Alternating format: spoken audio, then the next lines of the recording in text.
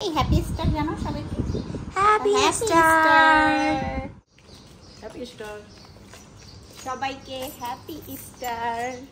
Hello সবাইকে, cat ফ্যামিলির আরেকটি ডেইলি ভ্লগে আপনাদের সবাইকে স্বাগত জানাচ্ছি। কি হবে আজকে? ক্ষীর ক্ষীর বানাবো। ক্ষীর তো বেরোচ্ছে না।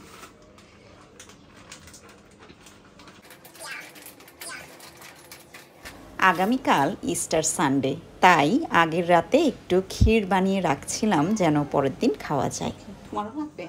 দেখা হবে, সমস্যা নেই। জাল হচ্ছে, আমরা খাবো, ঠিক আছে।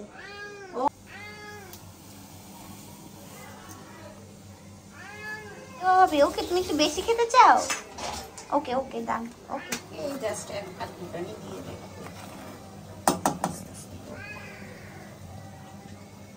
আচ্ছা আচ্ছা আচ্ছা আচ্ছা আচ্ছা।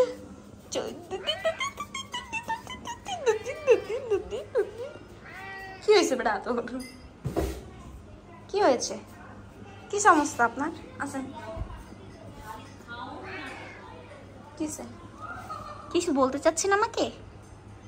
কিছু বলতে চাচ্ছে তুমি? কি বলবে? আগামীকাল 20শে এপ্রিল 2025 সকাল 6টায় ইস্টার সানডের সানরাইজ সার্ভিস শুরু হবে। প্রতি বছর ইস্টার সানডের দিন ভোর 6টায় এই চার্চ অনুষ্ঠিত হয়। অ্যালার্ম দিয়েছিলাম সকাল 5টায় উঠে রেডি হয়ে 6টার মধ্যে বের হয়ে যায়। সেই অ্যালার্ম কেন জানি বাজেনি, সকাল 6টায় টের পেয়েছি।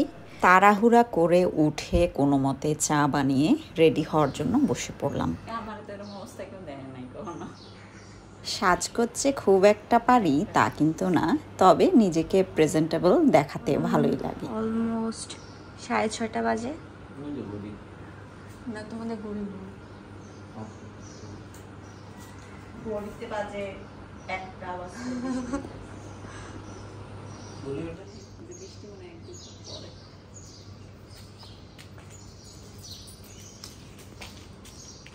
হ্যাপি স্টার সবাইকে, হ্যাপি স্টার। চটজলদি রেডি হয়ে তিনজনে বের হয়ে গিয়েছিলাম। মনে হচ্ছিল ওইদিকে বোধহয় সানরাইজ সার্ভিস শেষের দিকে, তাই একটা রিক্সা নিয়ে উড়াল দিয়ে চলে যাচ্ছিলাম। ইস্টার সানডের এই দিনে যারা এখনো পর্যন্ত চার্চ করতে পারেননি তাদের জন্য চার্চের কিছুটা অংশ এখানে তুলে দিচ্ছি।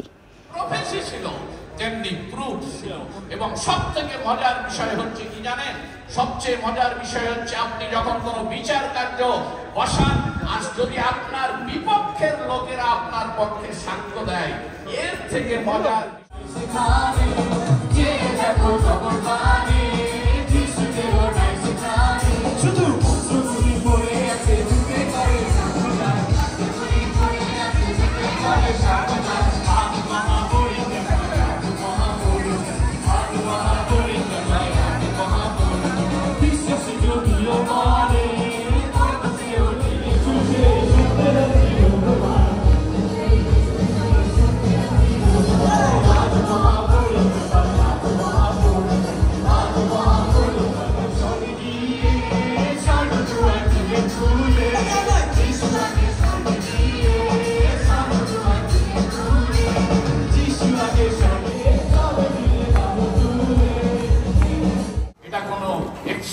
না, এটা শাস্ত্র অনুসারে হয়েছে। এটা হওয়ার কথা ছিল, তাই হয়েছে। এটা ঈশ্বরের পরিকল্পনা ছিল, তাই হয়েছে।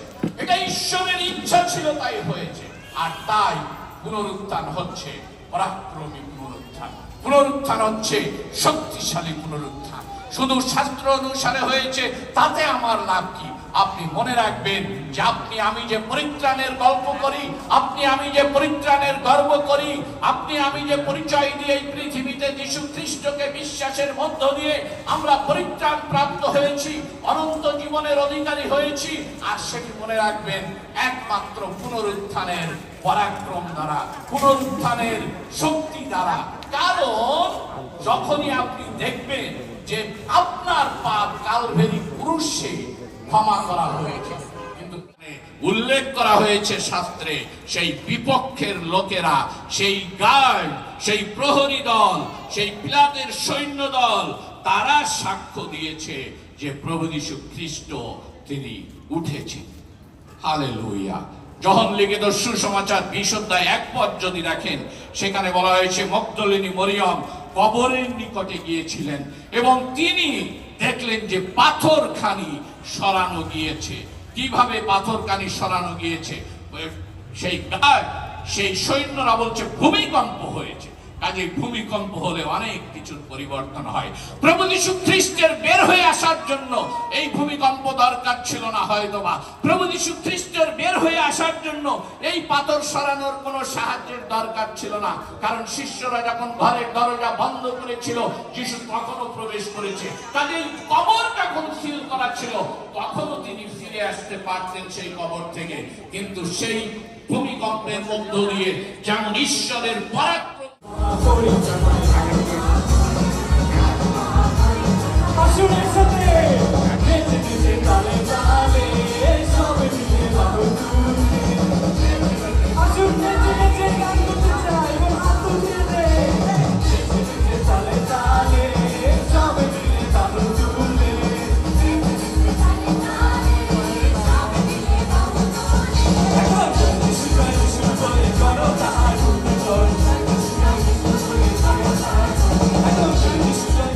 এই তো উপাসনা অলরেডি শেষ হয়ে গিয়েছে, এখন পরিচিত সবার সঙ্গে দেখা করার পালা। গুড ফ্রাইডের দিনের মতো ইস্টার সানডের দিনও অনেক বন্ধু বান্ধবের সঙ্গে দেখা হয়ে যায়। এখান থেকে অনেকের সঙ্গে আবারও আগামী বছর ইস্টার সানডে বা গুড ফ্রাইডের দিন দেখা হবে সবার সঙ্গে, তাই সুযোগ পেয়ে ছবি এবং ভিডিও করে নিচ্ছিলাম।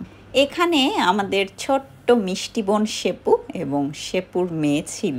শেপুর ছোট্ট মেয়েটা একদম শেপুর মতো চেহারা পেয়েছে এবং কিউটনেসও ঠিক শেপুর মতো।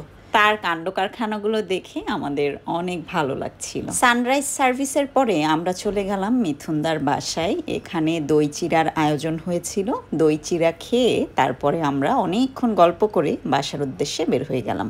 সকালবেলা খুব তাড়াহুড়ায় বের হয়ে যাওয়ায় ছেলেদের সঙ্গে ফটোশ্যুট মিস করে গেছি।